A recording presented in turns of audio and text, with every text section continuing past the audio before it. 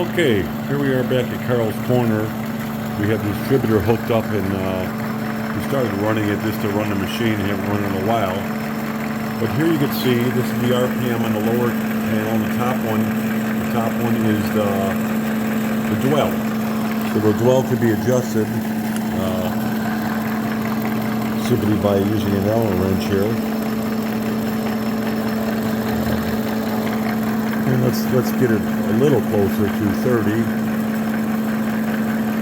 And again, this initial test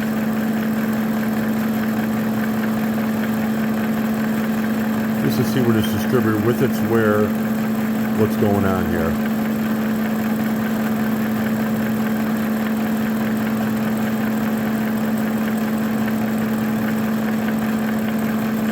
So here you can see we're getting right in the neighborhood there. There you go. Pretty close.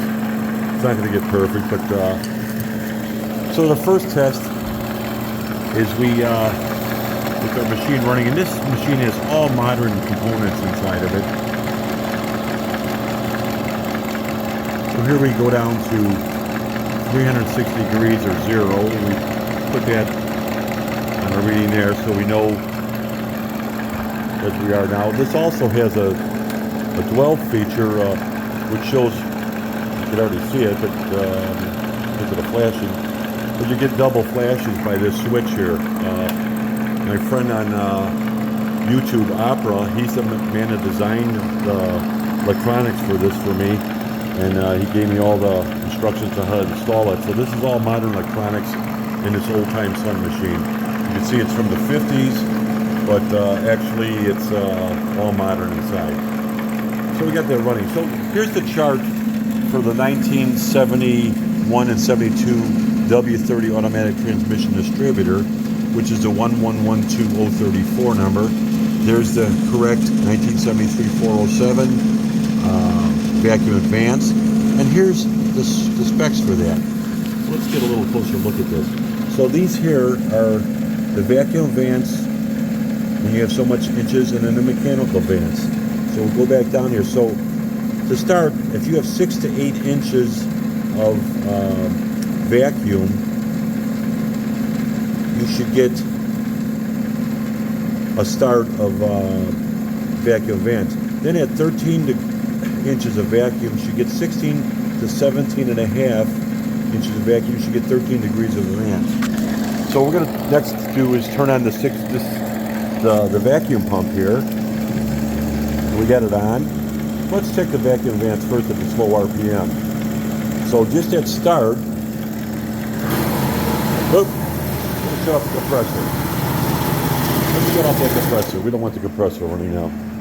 Sorry about that. So here we got 1 inch of vacuum, and we're not showing much movement. So I'm going to try to zoom in on showing both of these. Let's go to 2 inches, 3 inches of vacuum. We're starting to get just a slight movement. Let's go 4 inches. Not much movement there. And again, they're saying from 6 to 8 inches, we should start at 6 to 8 inches. So let's go to 5. Much movement there at all. Here's 6. Now that's where we should start getting vacuum advance. And again, this is a used vacuum advance heater, but there is a little bit of movement there. Let's go to 7. Still not too much.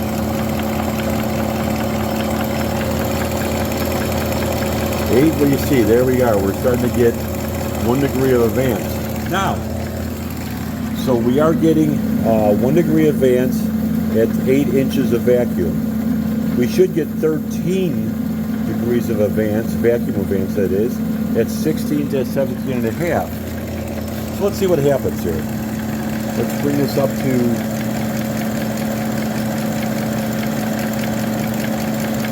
here's 13, and what they say, we want to be at 13 degrees at 16 to 17 and a half. So let's bring it up to 16. There's 15, 16, Here we are, 60. And how much advance are we getting here? Oh boy. I got to back up a little bit so you can see that. We're not getting a good flash all the time, but maybe we should increase the RPM a little bit there. Let's see.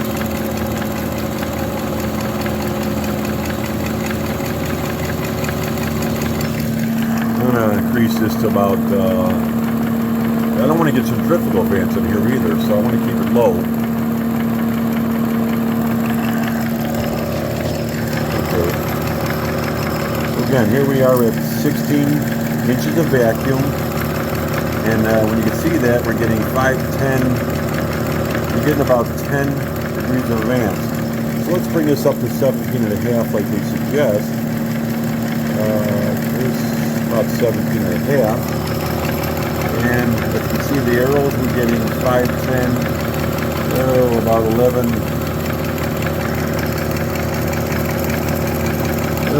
We're getting about 12 degrees. I'm going to bring it up to, say, 19, just to pull a little more, because this vacuum advance hasn't been running in a while. Look at there. 5, 10.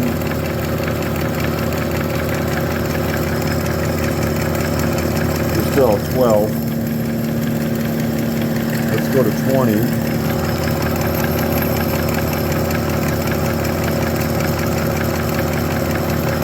20, we're getting about, it's hard to read in the camera here, but visually I can see we're getting 12.5. I'm going to go full bolt to 21. 21 inches of vacuum, and we're still getting about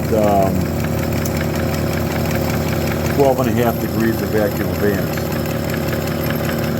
So again, this is with a used vacuum cylinder, but at least it's giving us a fair idea.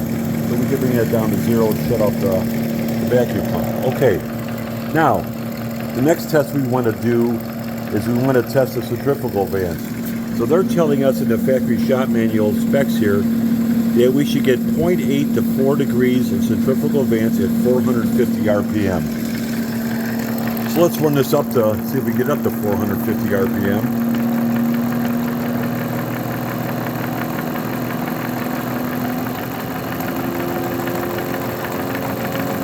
I haven't run this in a long time, so we're going to do this slow.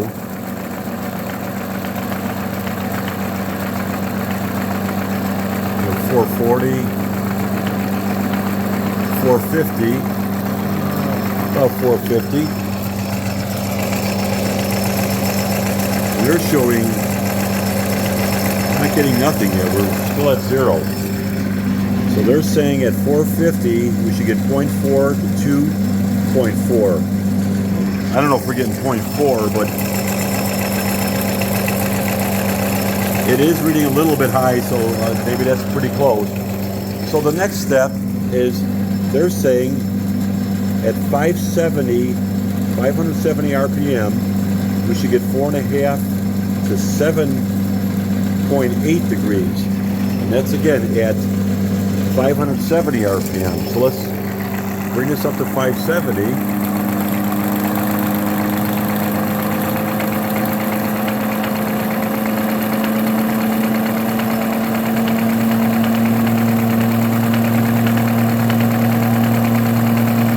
There's 570 RPM right there. And we're getting at 570. I know you're not getting the arrows like I am. I can see the arrows, but the camera can't pick them up all the time. But we're getting about 2 degrees. So they're saying we should get at 570 RPM, we should get 4 to 7.8 degrees. We're not getting that. We're getting about 2 degrees. Okay, so we're not getting what we should be there, and it might be because of these springs. These aren't the factory springs, and I know that by just looking at them. I don't know what the factory springs are for this model, or having a set of them. So we're just guessing with this. But the next thing is saying at 620 RPM, we should get 6.2 to 8.2 degrees of centrifugal advance at 620. So let's bring this up to 620 and see what happens here.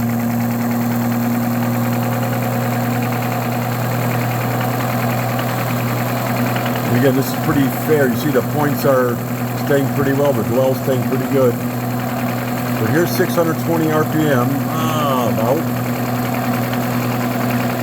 Try to get it to stay around there. Well, we're close. 620, 621. So at 620 RPM, they're telling us we should have 6.2 to 8.2 degrees.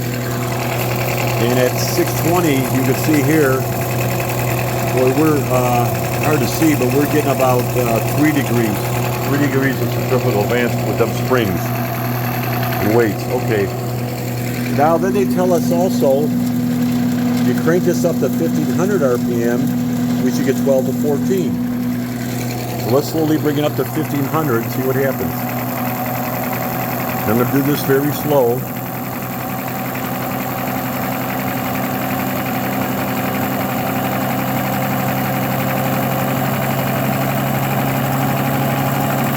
I haven't run this machine in a while.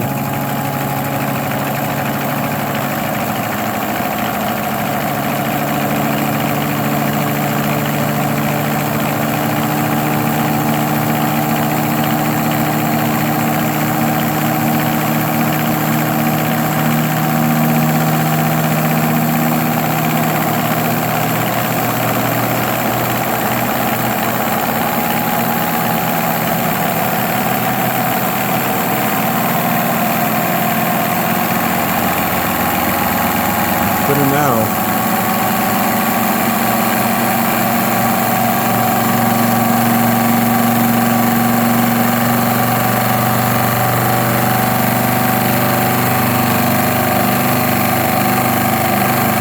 It's 1500 and we're getting about, oh boy, at 1500 we're getting,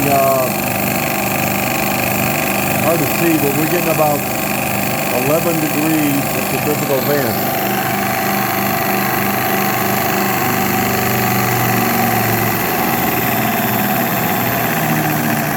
Let's bring this down to a lower level here. So there's our first test initially. And again, these springs are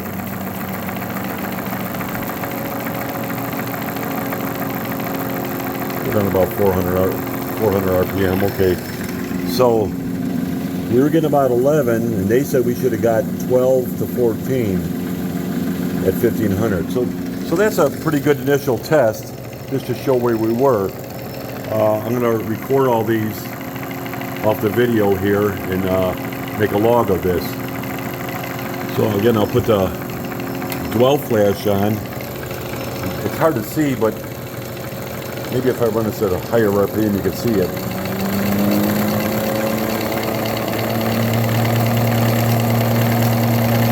Yeah, so you're not getting it here, but basically I'm getting 2 arrows all the time, which is well started and when it ends, with the dwell flash, and that's a real nice feature Opera installed in its printed circuit here for this machine. He did a real good job.